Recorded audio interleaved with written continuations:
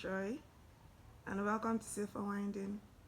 Last week, I volunteered for my church sporting event as a nurse, and we were basically first responders, emergency responders to emergencies, basically anything and everything that could be a medical emergency. We were going to respond and, if need be, refer to an appropriate hospital if there were any emergencies that couldn't be handled on the field. To my surprise, the first emergency that would happen on that day was an emergency that had nothing to do with what we were there for. So we were there for a sporting event, and then we were called on the outside of the field that, oh, there was an emergency. And then I got there first with a colleague who is a doctor, and she was having she was hyperventilating, right? She was having that kind of birth, and we're thinking that, oh, the first thoughts in that instance is, oh, probably was an asthmatic attack, because that was even what the person who had called for the emergency said, that, oh, somebody was having an asthmatic attack. And we get there, and it wasn't an asthmatic attack, it was a seizure attack. And in that moment, as a nurse, all of my thoughts were just, let's get this girl to safety. Let's ensure that there are nothing that is around that environment that would be a source of injury to her.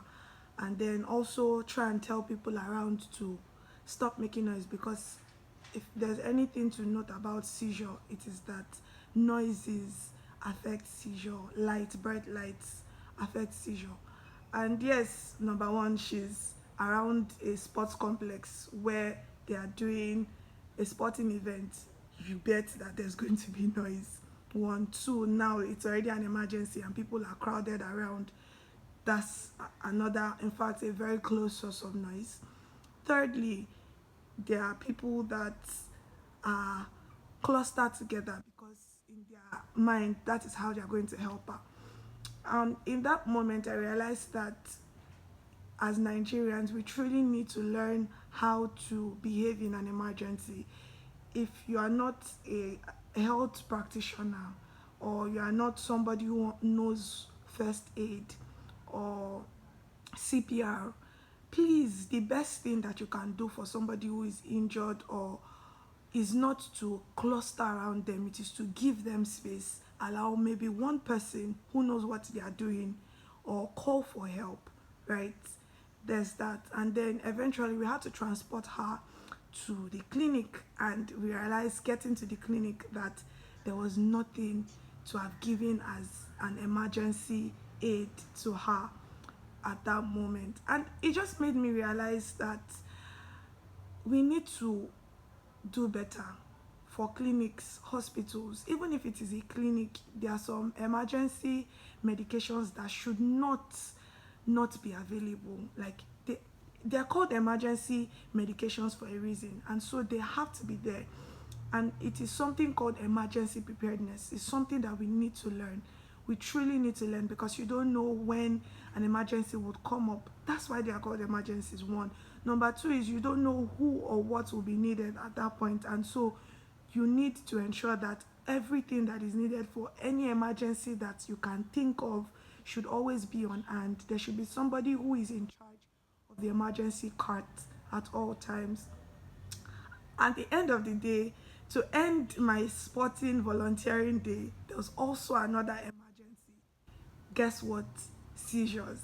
And it just made me realize that one of the things that we truly need to think about and to truly learn about in our society and environment is mental health and mental illnesses. Because I know that at that point where that person was speaking to me before she had that seizure, again, I remember that she couldn't speak out loud. I was glad that I was there to just be able to say, hi, you are safe. And I was on scrub, so she knew that I was a medical practitioner. What if I wasn't on scrub? I'm sure that she would not have wanted to share what was actually wrong with her, and then would have gone up and down thinking, oh, what could have been wrong, before eventually finding the right solution. So here's my take.